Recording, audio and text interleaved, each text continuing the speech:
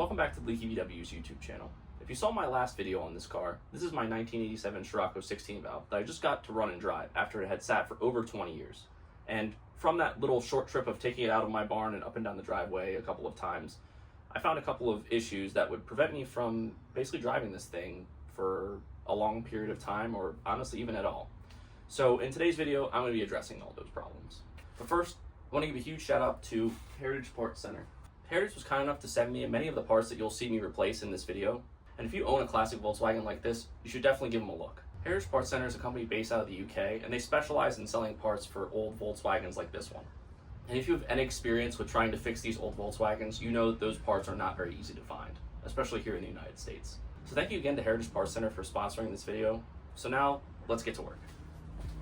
So I'm currently doing some car planking here, but as we look up here, we can see that the upholstery for my sunroof is completely disgusting, and that's all mold there, and I'm severely allergic to mold.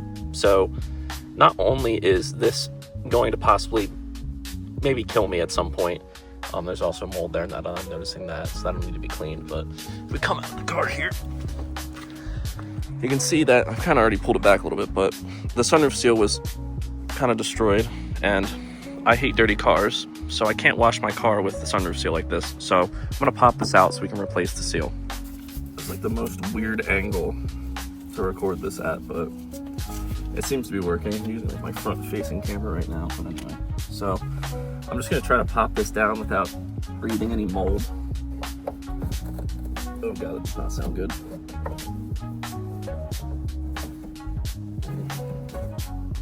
Hello. I have no idea what I'm doing. Is it open anymore?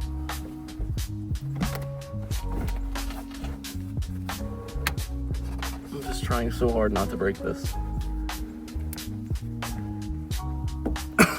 Well, too tall for this stupid car. Hello? Did the Englishman on YouTube lie to me? This is different from the Mark 1. Doesn't sound very good.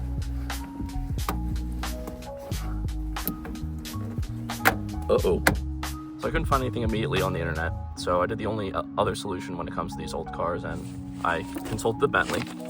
So in the Bentley, it says to open the sunroof, use some special tool that I don't feel like making, and disconnect some spring, which is shown in the next figure, which is over here. This is impossible to turn with these gloves on. Okay, here we go. So you just shove it in there, you unhook the spring, boom, it's done. All right, perfect. So I already did that, except for this thing doesn't open very much because it's 40 years old, and I don't really care because I'm never gonna use it. So I used this fuel line removey tool, and I shoved it in there and pulled the spring out. So now this thing is floppy.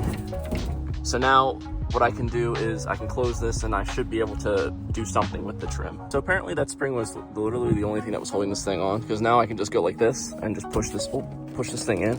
Or at least I thought I could. No, okay, so it does move. Let me try it from the other side.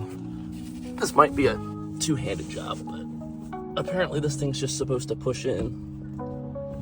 So, am I dumb? No, she's opening now, okay.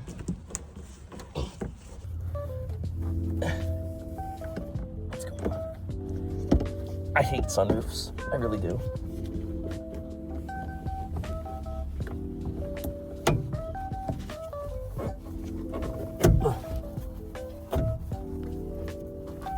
Oh.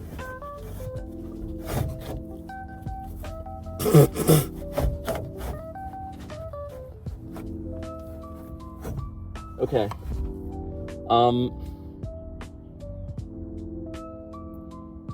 I don't know what to do now.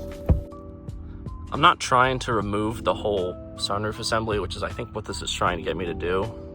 So I'm just gonna kind of freestyle it now. There's like 4 bolts on either side here that hold something on. I'm gonna just unbolt those and see where that gets me.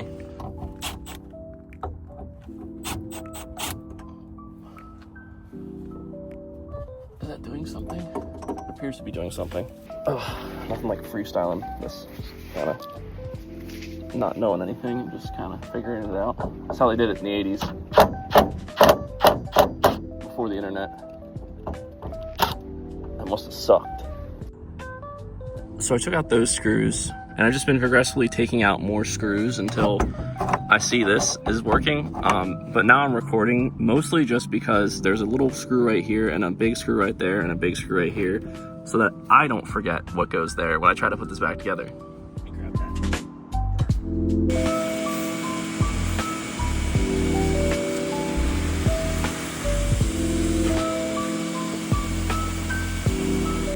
Well, I managed to get like the 40 years of neglect and crust out of all of the channels in here so that this won't hopefully ever rust. But in the process, I accidentally totaled my entire interior. So I will have to vacuum this once I have everything assembled. I just don't want to misplace all the screws I took out or accidentally suck them up. So I guess I just kind of made more work for myself, but at least you won't rust now.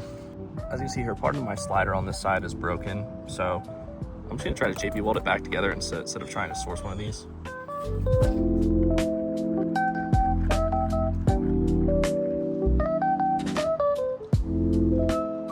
So another thing that didn't work on this car when I got it was the headlights. Well, it's kind of a lie because they did work at one point, but now they don't. So I'm kind of trying to trace back to what sort of happened. One thing that I saw that's been a little sketchy is this switch just looks a little crusty, as you can see by this turn dial. It's supposed to be black, it's white. So I have a new switch here to replace this old one, and if this doesn't fix my problem, what I'll do is I'll go and I'll check all the pins on the connector here and see if we're actually getting power where we're supposed to be getting power. And then we can trace to see if it's a fuse box issue or if it's something up towards the front of the car. So I got the battery rehooked up, so let's turn this thing on and see if we got some life to the headlights now.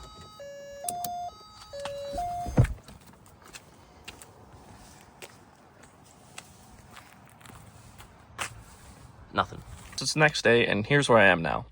So after reading the Bentley a little bit, I kind of decided to start more in the middle of the system, which is down here at the fuse panel. So what I found out is that these last two fuses here are what are responsible for the headlights. And when I checked these with the switch on and everything, I verified that the switch was getting the correct amount of power to the correct pins that it was supposed to be getting, and I wasn't getting any power to the fuses here for both these, which are the low beams, as well as the high beams, which are, I believe, fuse 9 and 10, which is around here somewhere. So if we come up here, I have completely disassembled the entire stock here, and that is because the system for the old Mark 1s and Mark 2s is there's no relay for the headlights. It's actually just off of this switch.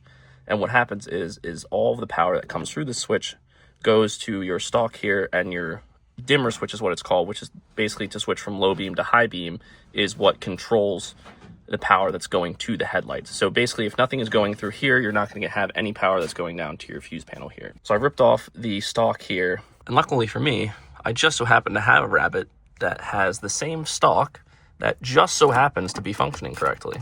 So I'm going to pull this off, take the stock off of here, and plug it into the Scriocco and see if that fixes my issue before I go and spend any more money on parts that I don't necessarily need. So I've got this flipped around so you can see that, yes, in fact, these are identical. The pins are all the same. And this is the Scriocco and this is the Rabbit. Everything is the same. I did swap out the turn signal stock, so there are more pins here than here on the factory one. Also, the Scriocco has this weird cruise control thing set up on it, which I'm not sure if that's even factory. There's a weird module under there. So I don't think that's even connected to anything, so I might just disconnect that at some point. But anyway, it's not getting used, so I'll end up probably just getting a new turn signal switch here, just like the one that's here, and we'll go from there. So let me plug this in and see what happens. So I got this all connected, kind of.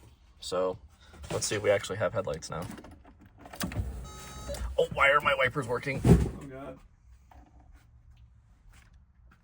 God. Hold on. That's different. They didn't work before. I actually just replaced it. That's kind of funny. Well, that's new. They didn't work before. You got side marker. No headlights. Did you have side marker before? I had side markers, yeah. Headlights. Are they on now? No, but you had high beams, I think.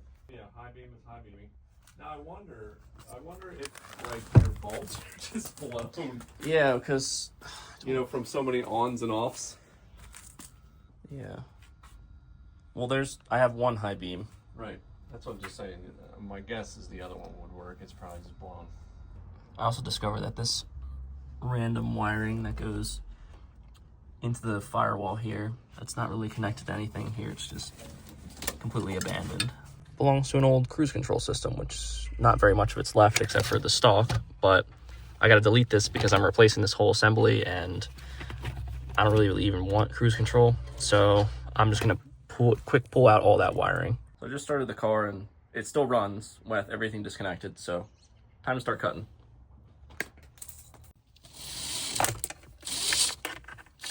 And by the way, I'm not cutting these wires out of laziness. Well, I guess kind of, but like this accordion stuff here it's glued in there with some sort of adhesive or sealant to make sure that the water didn't leak whenever they put this cruise control system in there.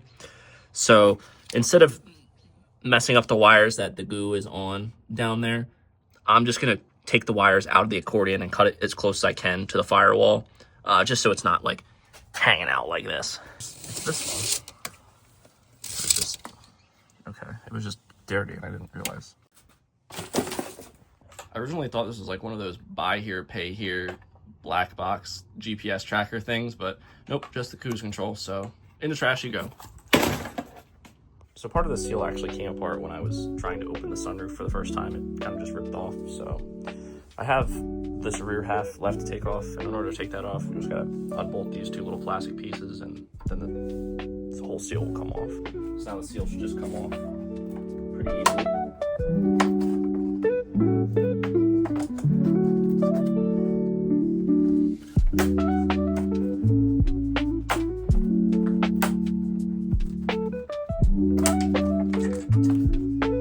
There's the half of the old seal that's left.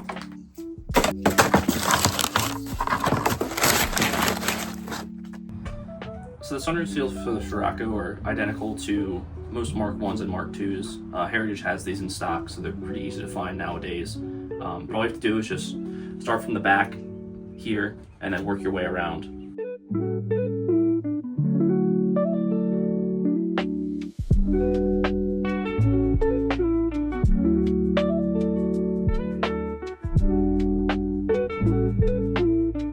So now we have everything in place. We just have to cut the seal so it will fit. We have a lot of extra here, obviously.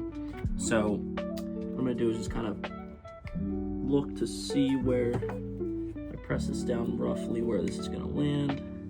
And it's gonna land right about here. So I'm just gonna stab this thing and then try to cut it as straight as I can.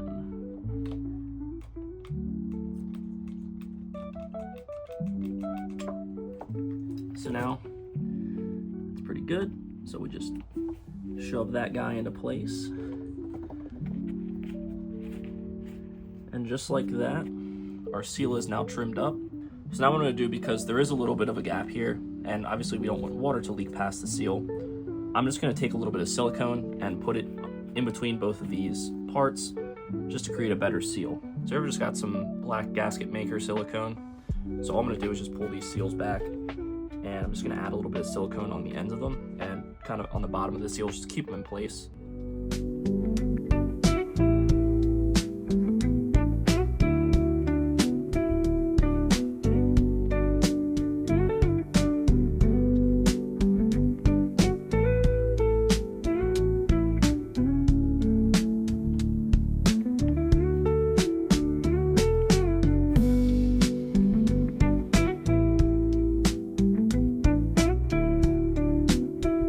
So that was an absolute nightmare to get back on, but everything is back in place now. And that's still disgusting, but I'll fix that eventually. So now let's move on to fixing some of the slop in my steering column. So as you can see down here, this bearing is not supposed to be like this. It's actually supposed to be up in the column here, which is causing it to, it's kind of hard to display with the steering wheel not on, but it kind of is very floppy, and I don't know if you can hear that, but it's really flopping around in there. So I bought a kit to replace the bushing down here, as well as there is a bushing up here. So what we gotta do is there are some Allen bolts here, as well as here. And then also this little lever here. It's like a little metal tab that needs to be popped off by basically taking this piece of metal here and prying it out, and then this little piece of sheet metal here will pop out, allowing you to slide the column out of the car this way. Also, we have to take the U-joint out here. There's just a little bolt on the one side. So once all that's done, this should be able to come out, and then once the entire column is out, we can put the new bearing and bushings in. So you're facing now directly up at the bottom of the column. So like if you had your head stuck right underneath the column, this is exactly what you would see. So these Allen bolts here are, there's 6 Allens. So this bolt here is for the ignition switch. This can stay on until the actual column is pulled fully out, as long as you have all the wiring harnesses here disconnected from it. I'm just gonna quickly loosen those and we'll go from there.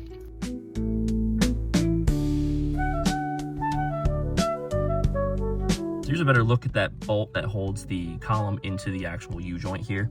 So there is a bolt here. The head is at 13 mil, as well as the nut is also at 13 mil. So you just put a wrench on the top, like so, and then put your ratchet on the bottom and loosen it up, and you'll be able to slide this whole thing out. The trick to getting this thingy out is I actually used one of these like fuel line hose plier things, and the little bump down there, you just kind of take this thing and you stick it in there, and then you squeeze it down.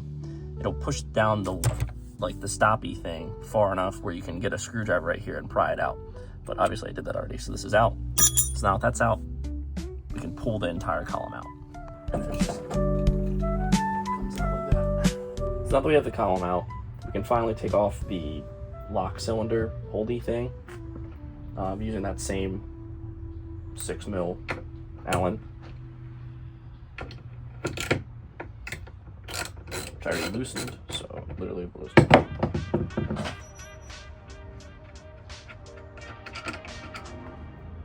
Out with this. So right here is a spacer.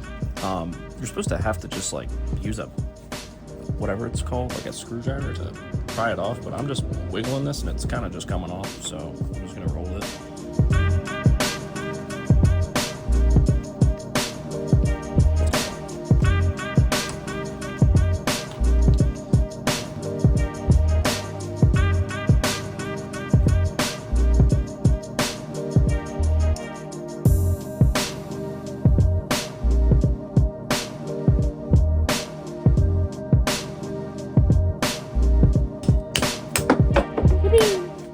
So I'm just gonna clean this up and then we can put the new stuff on. So now we just gotta get this rubber jabby off here by just kind of doing the old persuasion. Ooh. So I'm just gonna clean this shaft with some acetone, just get off any old grease and debris, so we can have as clean of a shaft as possible to slide the new rubber bushing thing on. So I'm just gonna lube the shaft up with some silicone grease. That was kind of a lot. So now we just got the new rubber doobie for the top. We're just gonna slide it on like that, nice and easily. Wow, it actually slid on really easily. So this is where that little bearing,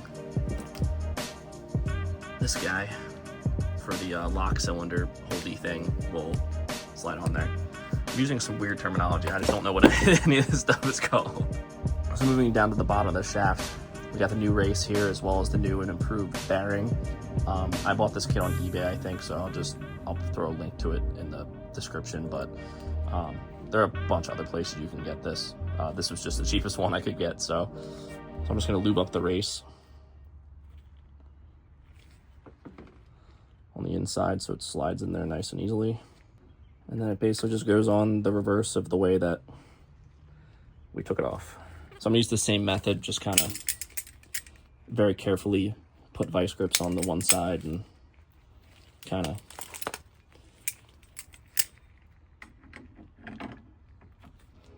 put some tippy taps.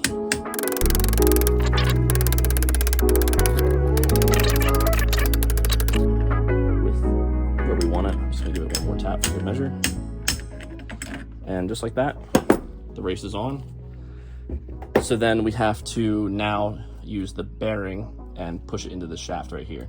So as you can see here, the bigger part of the column has some of the residual of the old bearing still sitting in here. Like this metal piece is what should have held in the bearing. Obviously we can't put that in there with this in place, so I'm gonna quickly figure out how to press this out. So after searching around the barn for a while, I figured out that the girth of this jack handle here is about the same as what we need to fit into this thing. So I'm just gonna jerk this a couple of times until the thing comes out. And look at that, old bearing out. Now I'm gonna push the new one right in.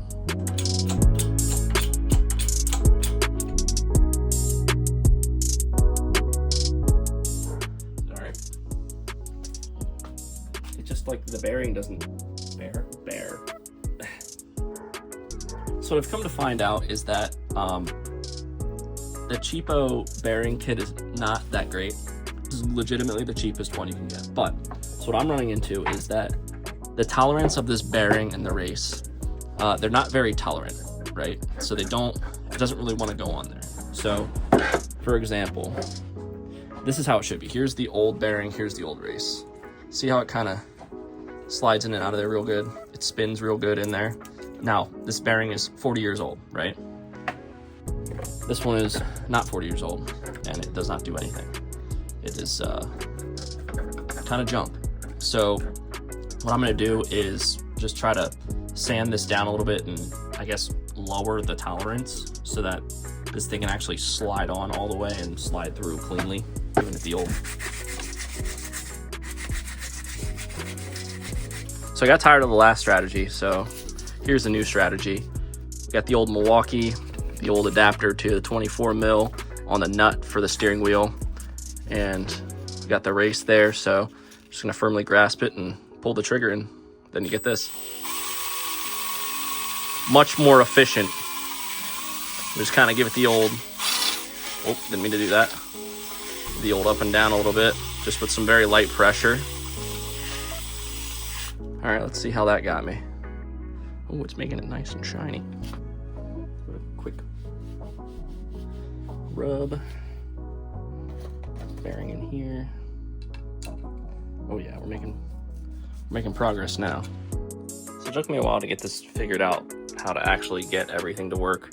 Unfortunately, I didn't record me reassembling it because it was just a very long trial and error period. But as you can see, the actual bearing itself, like the outside housing of it, is not pushed all the way in, and that's because the circumference of the bearing is a little bit too big for the actual, I guess, steering column here. So it doesn't allow it to push all the way in. Well, it does push all the way in, but what happens is when it pushes so far, it just squeezes that plastic of the outside of the bearing and ends up just putting too much pressure on it.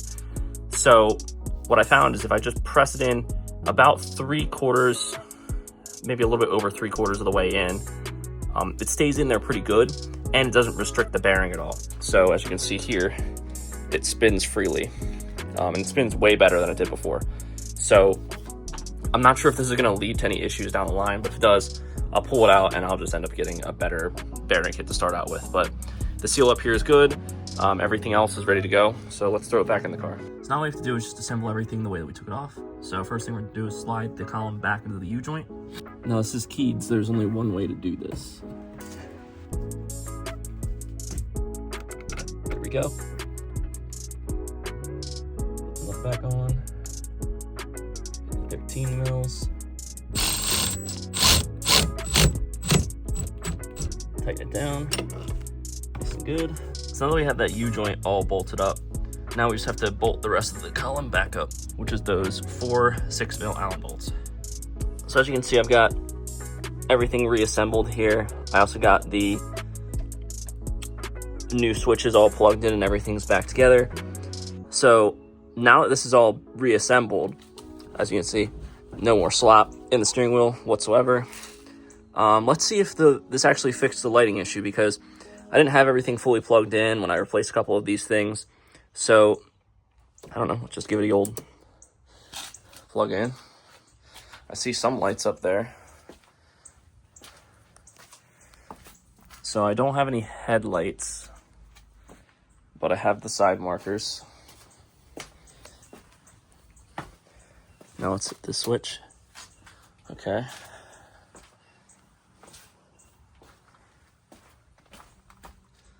I still have no lights. Are these like plugged in? Yeah, they're plugged in. Interesting. So I forgot to turn the ignition on, so let's try this now. Looks like there's something up there.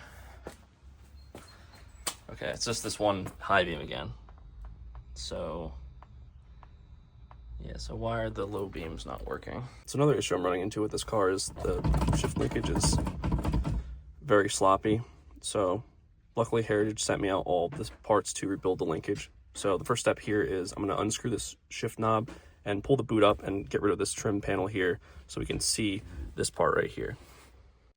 So underneath the car, there's this little dust boot that needs to be pulled back to reveal the assembly for the actual shift rod. This gets removed just simply by just prying down on that cover. Once that's all out of the way, just unscrew the two 10mm bolts at the top here.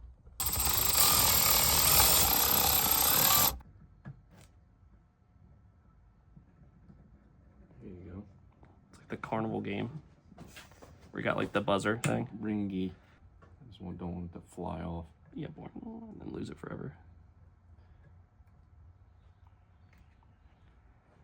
Am I blocking?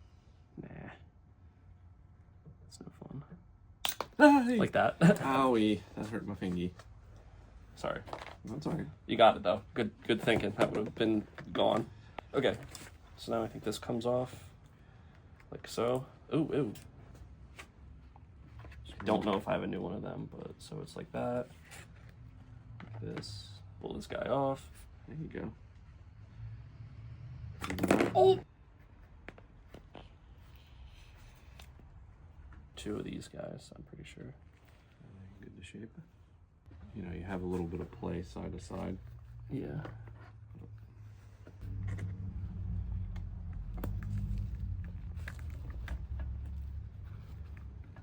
There we go.